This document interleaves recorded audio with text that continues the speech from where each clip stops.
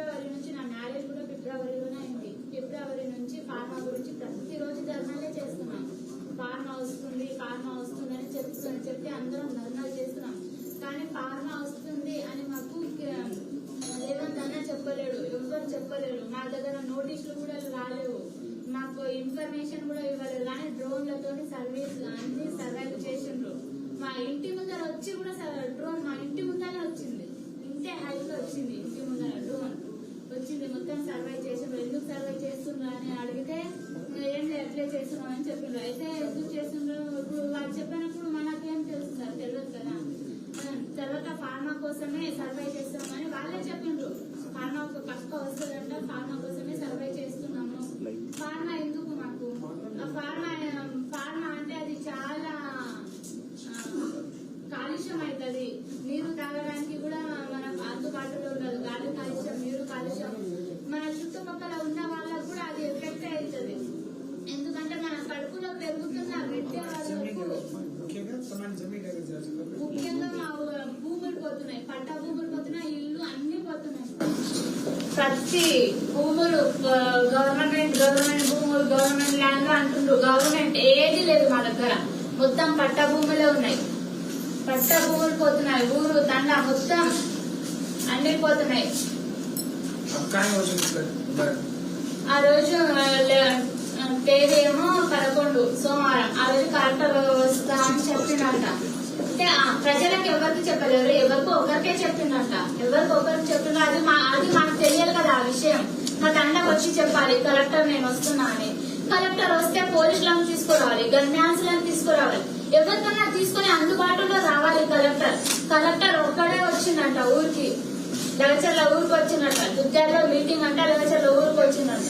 లవచర్ల ఊరికి వస్తే నేను అది కూడా సిగ్నేచర్ కోసం వచ్చిందంట. ఎవరికి చెప్పలేరు, సిగ్నేచర్ కోసం వచ్చినాం అని కూడా చెప్పలేరు. సిగ్నేచర్ అది ఫామ్స్ ఏవో పట్టుకొని వచ్చిందంట. కలెక్టర్ వస్తే మేము ముందు ధర్నాలు చేయక ముందు పైన భూములు పోతున్నాయంటే కలెక్టర్ నాకు ఫామ్ వద్దు ఏమొద్దని కలెక్టర్ పైన డబ్బు చాటింపులు లేవు, ఏం చాటింపులు లేవు సార్, ఏం లేవు. మేము కాళ్ళ మీద పడ్డాం కలెక్టర్ కి, మాకు ఫార్మా వద్దు, మా భూములు నాకే కావాలని 2-3 సార్లు పోయిండు. మా ఊళ్ళో పెద్ద పెద్ద వాళ్ళు మీరు కాళ్ళ మీద పడ్డారు, కానీ ఆయన కొట్టిండ్రు, ఆయన సంపపోయిన కావాలని సంపాలనుకున్నారు అనేది మీ మీద కేసు. మేమేమో కొట్టలేము, కలెక్టర్ పైన చెయ్యి కూడా వేయలేదు ఎవరు. గోబ్యాక్ కలెక్టర్ అని చెప్తున్నారు, అందరు చెప్పిండ్రు. గోబ్యాక్ కలెక్టర్, గోబ్యాక్ అని చెప్పిండ్రు కలెక్టర్ కి. అయితే కలెక్టర్ కి కొట్టలేం, ఏం చేయలేం. కార్లో కూర్చున్నాడు కలెక్టర్, వెళ్ళిపోయాడు. తర్వాత అక్కడ కార్లు నిలబడ్డాయి. ఇంకా కలెక్టర్ చేయి కింద ఇట్లా ఉంటారు కదా, ఇంకా ఎవరో కొందరు వాళ్ళేమో సిగ్నేచర్ కోసం వచ్చింది, ఇలా ఏమేమో చెప్పిండ్రంట. అయితే కోపం వచ్చింది ప్రజలకు. ఇలా చెప్తే కోపం రాదా సార్? మరియు మేము ఫార్మా కోసం వచ్చినాం, సిగ్నేచర్లు కావాలి చెప్తే మేము ఎవరైనా హత్య చేసినామా, ఎవరైనా కొట్టి చంపినామా? ఎవరికి ఏం కొట్టలేము, ఎవరికి ఏం చంపలేము, మేము ఏ న్యాయం ఎవరికి ఏం చేయలేము. మా భూములకైనా మేము బతుకుతున్నాం సార్, మా భూములు మాకు కావాలి. ఎట్టి పరిస్థితుల్లో అయినా మా భూములు మాకు కావాలి. మేము సావడానికైనా సిద్ధంగా ఉన్నాం, కానీ మా భూములు ఎవరికి ఇవ్వం. ఎందుకంటే మేము రైతులం, మేము రైతు బిడ్డలం. మా తాత ముత్తాతల తాత వాళ్ళు సంపాదించి మాకు ఇచ్చిన భూములు అవి.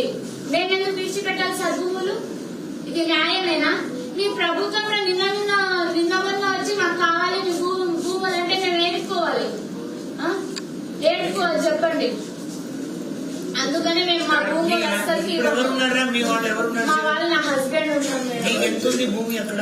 మా భూమి అయితే 10 ఎకరాలు ఉన్నాయి మేడం. వాళ్ళు 2 విషయాలు చెప్తున్నారు. అందరినీ మిస్లీడ్ చేస్తుంది మీడియా ద్వారా. వాళ్ళు రైతులు కాదు, రైతుల ముసుగులో వచ్చి కొట్లాడిందన్నారు. ఏ ఒక్కళ్ళు రైతు కాకుండా లేదు. అందరికీ జాయింట్ ఫ్యామిలీలు ఉన్నాయి. ఒక్కొక్కరికి 10 ఎకరాలు, 3 ఎకరాలు, 4 ఎకరాలు జాయింట్ ఫ్యామిలీ. కొడుకుని తీసుకెళ్తే వాళ్ళ తల్లి పేరు మీద ఉంది, తల్లి పేరు మీద ఉంది. లాయవాడే కాదు. ఇప్పుడు మీ ప్రెగ్నెంట్, ఆమె భర్త అందులో ఉన్నాడు.